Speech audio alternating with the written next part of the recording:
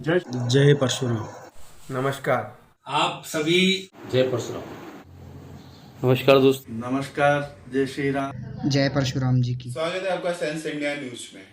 आज परशुराम जयंती है।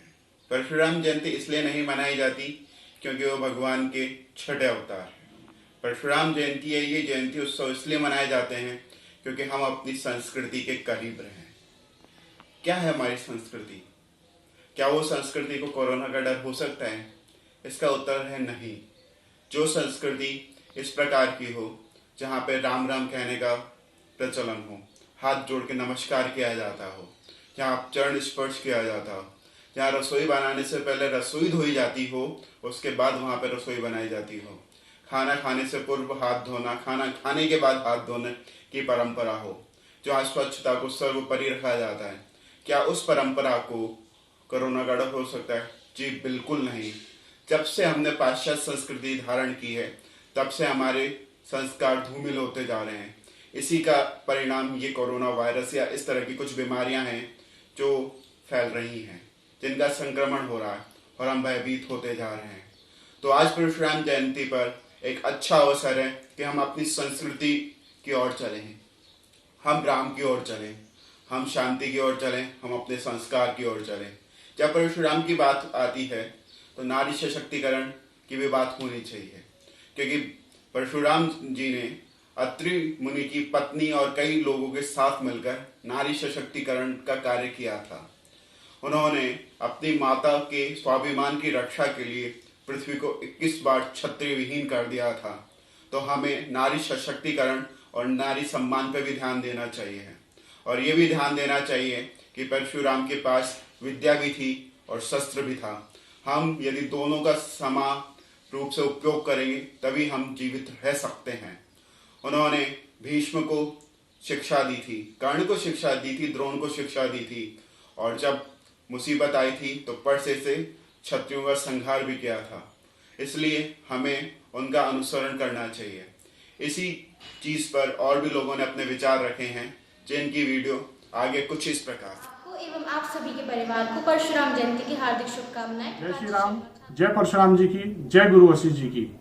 भगवान विष्णु के छठे अवतार, हम सभी के आराध्य देव भगवान परशुराम जी के प्राकट्य महोत्सव की सभी विप्र समाज बंधुओं को अखिल राजस्थान सनातनी ब्राह्मण महासभा के सभी परिवारजनों की ओर से मैं हार्दिक बधाई एवं शुभकामनाएं प्रेषित करता हूं।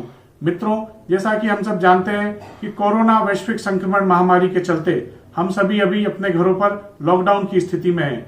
ऐसे में मेरा आप सभी से विनम्र आग्रह है, हम सभी भगवान परशुराम जी के प्राकट्य महोत्सव को अपने घरों पर ही धूमधाम के साथ, बड़े उत्साह के साथ मनाएं।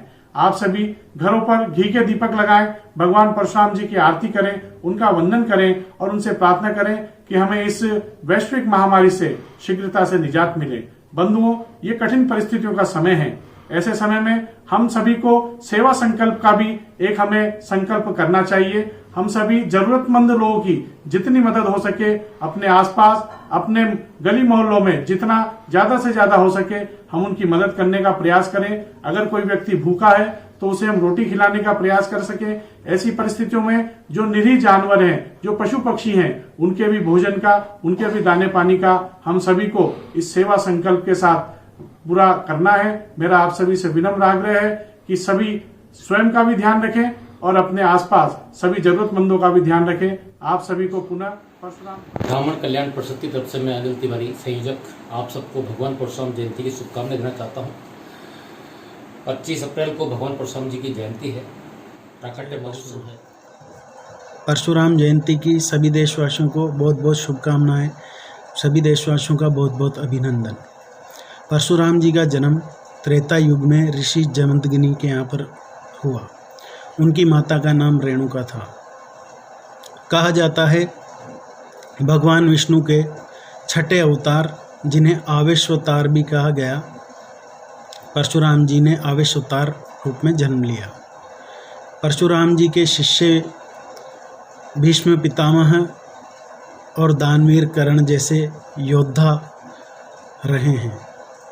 परशुराम जी ने भगवान शिव से शिक्षा ग्रहण की थी और उन्हें दक्षिणा स्वरूप सहस्त्रा अर्जुन ने जब रावण को बंदी बनाया था तो वो रावण को छुड़ाकर शिव भगवान को परशुराम जी ने गुरु दक्षिणा प्रदान की। हर युग में, हर महाकाव्य में परशुराम जी का कोई ना कोई उल्लेख मिलता है। जब भगवान राम और रावण का युद्ध हुआ, उस युद्ध में भगवान राम जी की जीत हुई। मगर भगवान राम जी की इस कथा के पीछे भी परशुराम जी का उल्लेख है कि जब शिव धनुष को रावण ने परशुराम जी से मांगा था, तब उन्होंने रावण की जगह वो राजा जनक को दिया। अन्यथा उस समय अगर रावण को वो धनुष प्रदान कर देते तो राम जी का रावण पर विजय पाना असंभव था। उसी प्रकार सुदर्शन चक्र उन्होंने कृष्ण जी को दिया, जिससे उन्होंने अनेक असुरों का नाश किया। और आज भी महाकाव्यों में बताया जाता है कि परशुराम जी अजर हैं, अमर हैं। भगवान विष्णु के छठे अवतार भगवान परशुराम की जयंती पर आप सभी को हार्दिक शुभकामनाएं। आपका प्रवीण सभी गांधी। प्रदेशवासियों एवं भारतवासियों को भगवान परशुराम प्राकट्य महोत्सव की हार्दिक बधाई देना चाहता हूं।